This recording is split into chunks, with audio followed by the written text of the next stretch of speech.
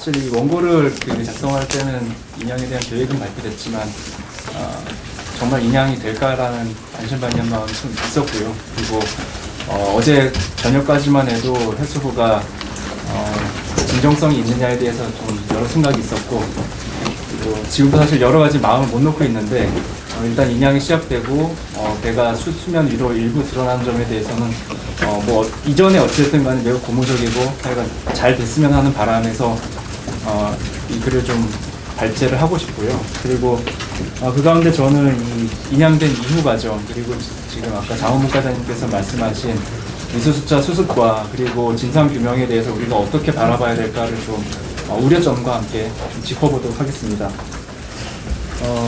약간 원고가 있긴 하지만 사후에 참고해 주시고요. 이 내용을 조금 빠르게 진행을 해보도록 하겠습니다.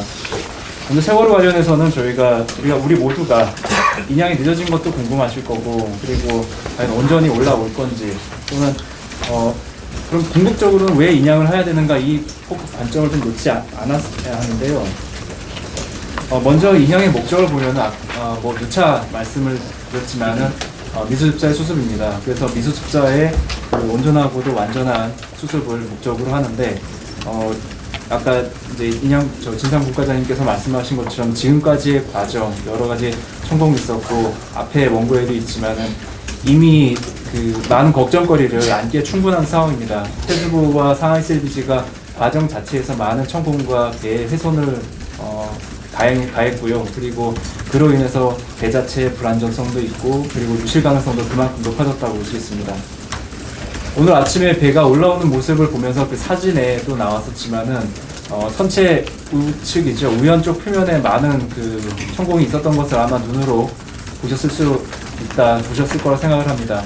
이처럼 배를 인양하는 과정 자체가 변했고 그 속에서 유실 가능성이 매우 높은 상황입니다. 또 하나 참사의 진상규명을 위한 증거물입니다. 지금 역시 앞에 말씀하셨다시피 해수부는 언젠가부터 희생자의 가족분들, 그러니까 미수습자 가족분들을 포함할 수 있는데요. 그거를 미수습자라는 개념과 그리고 유가족이라는 개념을 분리 사용하면서 이분들이 사실상 지금 관념적으로 분리가 되어 있는 상황인데 현재. 그런데 그런 상황이 되다 보니까 미수습자의 수습을 우선시했고, 그러다 보면 상대적으로 진상규명을 매우 후순위로 미뤄둔 지금 상황인데요. 전혀 그렇지 않다고 보고 있습니다. 어디까지나 세월호는 참사의 사고 원인을 말해줄 가장 유력한 제1의 증거물이고요. 그 증거물의 온전한 인양과 그 증거물에 대한 정확한 분석은 이 사고 원인에 대한 분석과 직결되는 상황이기 때문에 매우 중요한 의미가 있습니다. 또 한 가지는 저희 자료에도 있지만 애초에 세월호 참사가 발생을 했을 때 인양에 대한 국민적 여론은 세 가지였습니다. 앞서 말씀드린 두 가지와 함께 앞으로 우리나라에 이런 구조적인 모순, 적폐들이 쌓여서 대형 참사로 이어지지 않았으면 한다는 그런 바람들이 있었고요. 그게 모아져서 세월호가 이후에 육상으로 거치가 됐을 때 역사적으로 남는 교훈을 줘야 된다. 그런데 이 역시도 미수습자의 수습만을 강조하는 프레임 속에서 어느 순간 후퇴해서 지금 보이지도 않고 있습니다. 이후에 이 방식의 연장선에 문제점이 발생할 텐데요.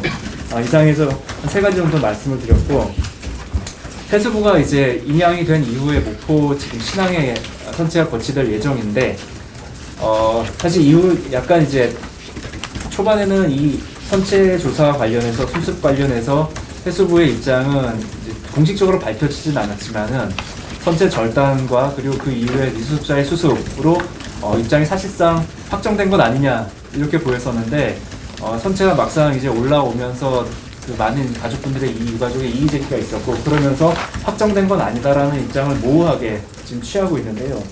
사실상 근데 용역 업체의 내용을 좀 따져보면은 세월호 선체는 목포 신항에 거치가 되면은 여객 데크와 또 화물 데크가 산소 절단으로 잘리게 되고요. 그 다음에 여객 데크는 그러니까 두 부분으로 하여금 분리가 됩니다. 객실이 있는 곳과 그렇지 않은 홀 부분이 나눠지게 되는데, 사실상 배가 이제 3등분이 되는 것입니다.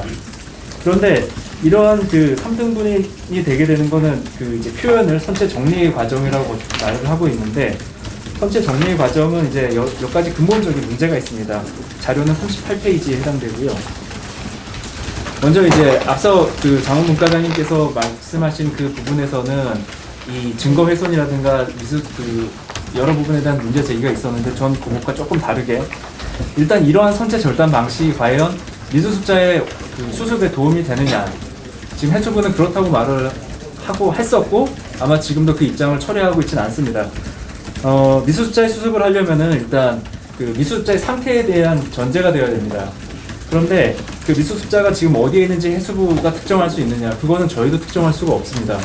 왜냐하면은 최초에 승객들이 승선을 했을 위치와 그리고 여기 가족분들, 그 장원분과장님을 포함해 가족분들이 계셔서 좀 죄송한 말씀입니다만은 수색을 통해서 수습될 당시의 위치와 그리고 상황이 많이 달랐기 때문입니다.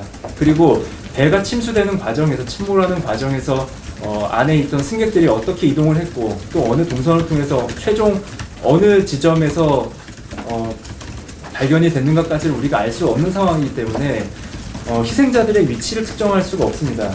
근데 이 배는 지금 좌연으로 기울어져 있다 보니 안에 있는 내장물과 그리고 붕괴된 격벽 등이 좌연 쪽에 아마 함께 엉켜 있을 가능성이 매우 높은데, 이런 부분에 대해서 절단을 하는 것은 미수습자가 굉장히 훼손될 수 있고요. 그 절단 방식이 산소 절단을 하게 될 텐데요. 지금 계획상 산소 절단은 아시다시피 강한 그 열로서 그 강판과 프레임을 제거를 하게 됩니다. 그럴 경우에 미수습자들이 어디에 어떻게 있는지 모르는 상황에서 절단하는 것은 미수습자의 수습면에서도 매우 큰 불확실성을 갖고 있다. 오히려 미수습자의 수습에 큰 방해가 오히려 큰 위협이 될 수 있다는 점을 한 가지 말씀드리고 싶고요.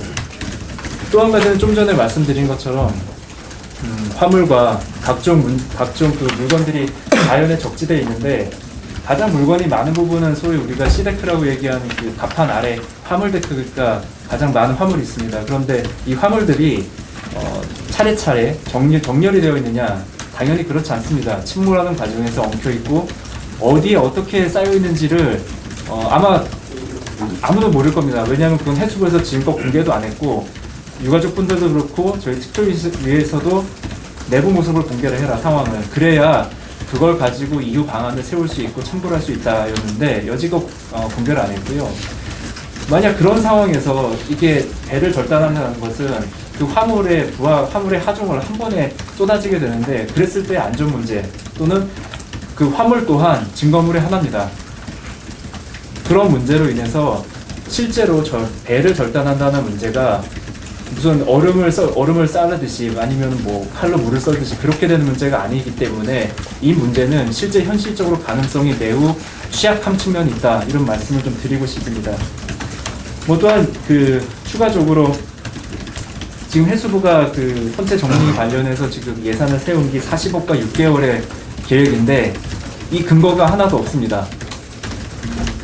당시 그냥 저희가 추정하기로는 그 당시 세월호 특조위에서 제시한 저희는 정리가 아니었습니다. 선체 수색과 그리고 미수습자의 수습이었는데, 그 당시 저희가 먼저 제시한 금액이 예산이 40억이었고 기간을 대략 6개월로 추정 잡았었습니다. 그런데 저희도 그거를 확정적으로 한 건 아니었는데, 그 이후에 불과 며칠 뒤에 해수부가 예산을 저희보다 좀 새치기로서 결정이 되는 그 과정이 있었고요.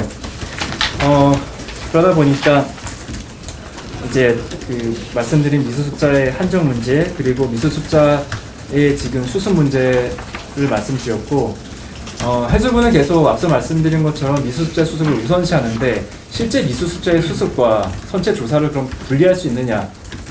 관념상으로 분리할 수 있습니다. 왜냐하면 목적성을 달리할 수 있으니까요. 그런데 배라는 공통되는 공간에서, 그리고 정렬되지 않고 정리되지 않은 배에서 두 가지 작업을 개별적으로 시행하는 것은 있을 수가 없는 일입니다. 왜냐하면은 미수습자의 수습을 위해서도 일정한 내부의 정리가 필요하고 화물의 반출이 필요한데, 이는 곧 증거로서의 세월호가 증거로서의 관점에서 오염된다는 의미를 포함합니다. 따라서 근데 반대로 보면은 세월호의 증거 수집을 위해서 조사관들이 들어가는 건 역시 미수습자의 수습에 일정한 영향을 미칠 수밖에 없기 때문에 이 두 가지 분리된 관념은 사실상 같은 공간에서 동시에 이루어져야 될 과제다, 이렇게 좀 말씀을 드리고 싶고요.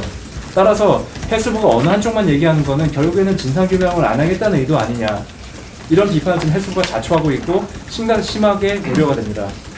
또한 그 해수부는 지금 이후의 절단 방식에 대해서 계속 그 미수습자의 신속한 수습을 위해서 불가피하다 얘기했는데 좀 전에 말씀드린 것처럼 신속한 수습에 절대 도움이 안 된다는 말씀을 드렸고요. 그럼 해수부가 비절단 방식의 고민을 했느냐라는 데 대해서 고민한 흔적을 전혀 찾아볼 수가 없습니다. 본래 용역을 발주할 때는 발주처가 핵심 과제와 목적에 대해서 기재를 하고 그 다음에 용역업체가 그거를 현실화하는 것이 일반적인데 특이하게도 이 용역의 경우에는 아무런 제한 요건 줄 수가 없습니다. 그냥 미수습자를 최선으로 해야 되고 유관기관이 협조해야 된다는 그런 원론적인 의사표명만 있을 뿐이지 용역업체가 구체적으로 무엇에 중점적으로 관심을 가져야 되느냐에 대한 아무런 지시사항이 없기 때문에 사실상 방치한 게 아니냐 이렇게 의심할 수 있고요. 또한 연장선에서 세월호가 인양이 되면은 지금 세월호 아래 해저에는 그 서라운드 넷이라고 지금 장치가 되어 있습니다. 그러니까 미수습자뿐만 아니라 안에 이제 여러 유실물 그리고 장원근 과장님이 말씀하신 그 아이들의 작은 흔적이라도 유실되면 안 되기 때문에 그 주변에 철조망을 설치를 했는데요. 그 철조망에 사실 그 수색을 하려면 이제 세월호가 인양이 된 이후에 바닥에 대한 전면적인 수색을 해야 됩니다. 그런데 현재까지도 세월호의 인양 이후에 수색은 어떻게 할 것이며 또한 이후 중간 과정에서 유실 방지는 어떻게 할 것인지에 대해서 전혀 밝히지 않고 있기 때문에 그런 측면에서 바라볼 때 여전히 해수부가 지금 주먹구구식 작업을 하는 것 아니냐 이런 좀 우려가 되는 상황입니다.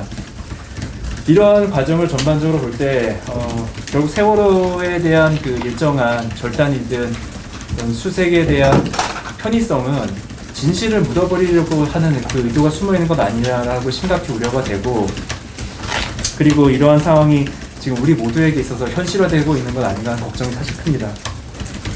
결론을 말씀드리면은 세월호 참사를 쭉 지켜보면은 사실 국가는 구조에 실패한 것이 분명합니다. 그리고 심지어는 일부러 구조하지 않았다라는 비판에도 할 말이 없을 정도입니다.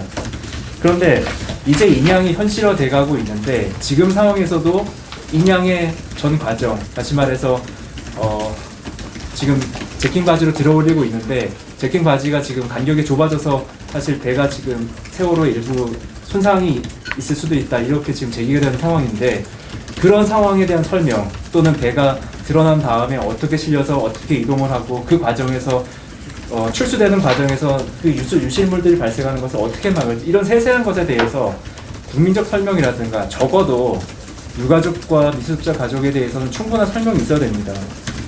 그럼에도 불구하고 아무런 조치가 없었다는 건 여전히 무책임한 조치 아니냐 그리고 행정 편의적 발상을 하는 것 아니냐라는 비판을 받을 만하고요.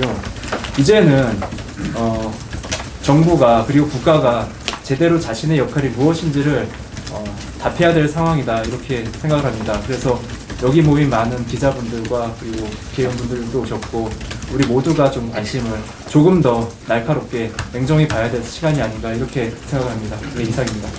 네.